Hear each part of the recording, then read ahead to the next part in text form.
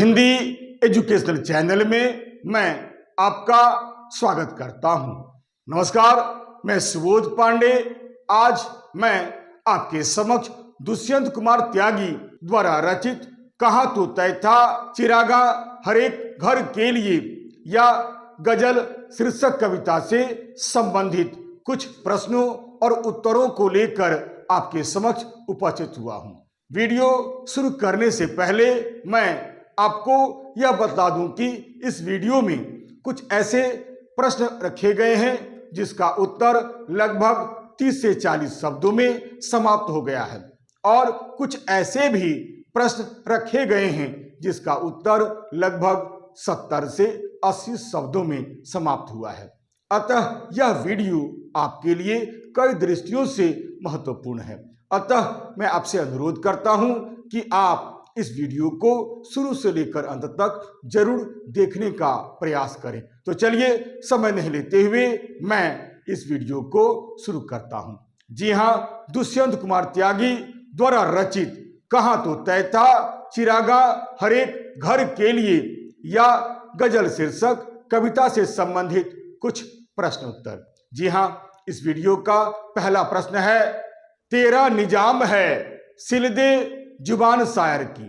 प्रश्न है, तेरा निजाम शब्द का अर्थ बतलाते हुए यह बताइए कि कौन किसकी जुबान बंद कर देना चाहता है तथा क्यों। या फिर ऐसा भी प्रश्न हो सकता है, इस पंक्ति का आशय स्पष्ट कीजिए। जी हां, इसका उत्तर होगा, तेरा निजाम शब्द का अर्थ है तुम्हारा शासक। इस पंक्ति के माध्यम से कवि यहां यह कहना चाहते हैं कि सत्ताधारी और पूंजीपति शासक लोग शायर जैसे लोगों की जुबान बंद कर देना चाहते हैं, क्योंकि वे अपनी शोषण व्यवस्था को बनाए रखना चाहते हैं और शायर जैसे लोग इसका विरोध करते हैं। सत्ताधारी नेता और पूंजीपति वर्ग के लोग बहुत ही सतर्क रहते हैं, ये बहुत ही चालाक होते हैं। ये चाहते हैं कि कोई भी व्यक्ति इस व्यवस्था और उनके विरुद्ध कोई आवाज नहीं उठाए, और यदि कोई आवाज उनके विरुद्ध उठती है तो वे अपने विरुद्ध उठने वाली हर आवाज को, फिर चाहे वह किसी व्यक्ति की आवाज हो या फिर किसी शायर की आवाज हो, वे इसे जल्द से जल्द बंद कर देते हैं या जल्द से जल्द बंद कर देना चाहते हैं, क्योंकि ऐसा करने में ही वे अपने को ज्यादा सुरक्षित मानते हैं। अर्थात सत्ता में बने रखने के लिए सत्ताधारी और फिर पूंजीपति वर्ग के लोग किसी की भी जुबान या आवाज को बंद कर सकते हैं। आइए अब मैं इस वीडियो का दूसरा प्रश्न पढ़ता हूं।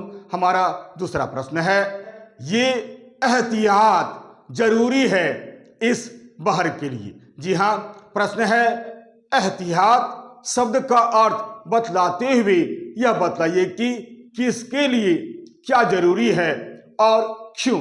या फिर ऐसा भी प्रश्न हो सकता है कि इस पंक्ति का आशय स्पष्ट कीजिए। जी हां, इस प्रश्न का उत्तर कुछ इस प्रकार लिखा जाएगा। जी हां, उत्तर होगा, एहतियात शब्द का अर्थ होता है सावधानी बरतना।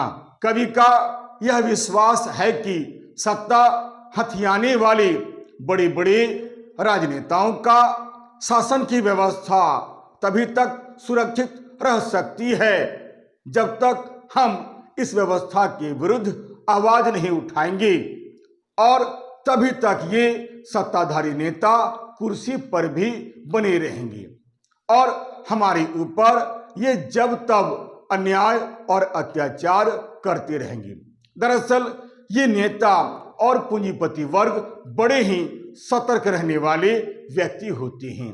ये अपने विरुद्ध उठने वाली हर आवाज को बंद कर देते हैं। दरअसल देखा जाए तो उनके शासन के लिए यह सावधानी भी बहुत ही जरूरी है, क्योंकि वे अपनी शासन व्यवस्था को हर कीमत पर बनाए रखना चाहते हैं।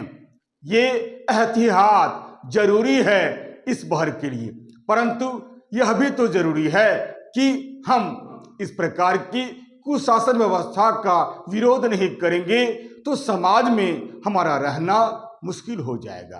कहने का अर्थ यह है कि यदि हम इस प्रकार की कुशासन व्यवस्था से मुक्ति पाना चाहते हैं तो हमें अपनी आवाज को बुलंद करना होगा। हमें अन्याय और अत्याचार का विरोध करना होगा। अतः सामाजिक बदलाव हेतु हम सावधान हो जाएं और एक साथ मिलकर अन्याय का व अत्याचार का विरोध करें। कवि का यह विश्वास है कि जन आंदोलन से ही हर परिवर्तन संभव है, अतः हमें सदैव आशावादी होना चाहिए। आइए अब मैं इस वीडियो का अगला प्रश्न पढ़ता हूं। हमारा अगला प्रश्न है, यानी तीसरा प्रश्न है, जिए तो अपने बगीचे में गुलमोहर के तले। जी हाँ, यह प्रश्न होगा गुलमोहर शब्द का अर्थ बतलाते हुए इस पंक्ति में निहित शब्द का सांकेतिक अर्थ बतलाइए। जी हाँ, ऐसा भी प्रश्न आ सकता है। तो उत्तर होगा, जी हाँ, उत्तर होगा इस पंक्ति में गुलमोहर शब्द का अर्थ एक विशेष प्रकार के फूलदार पेड़ से है, परंतु इस पंक्ति में गुलमोहर का पेड़ दरअसल सपनों के भारत का प्रतीक बनकर प्रयुक्त हुआ है। कवि वास्तव में एक ऐसे ही भारत की कल्पना करता है। कवि ऐसे ही भारत में जीना चाहता है जो हर प्रकार से आदर्श हो, मनोरम हो और सुखद हो, जहां अमन और चैन हो।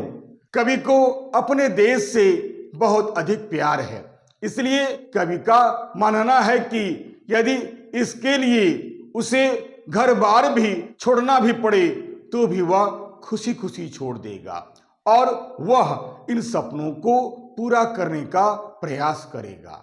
यही नहीं, यदि उसे घोर अत्याचारियों के विरुद्ध संघर्ष भी करना पड़े, अपने प्राणों की आहुति भी देना पड़े, तो भी वह खुशी खुशी मरना चाहेगा, क्योंकि कवि को अपने देश से बहुत ज्यादा प्यार है।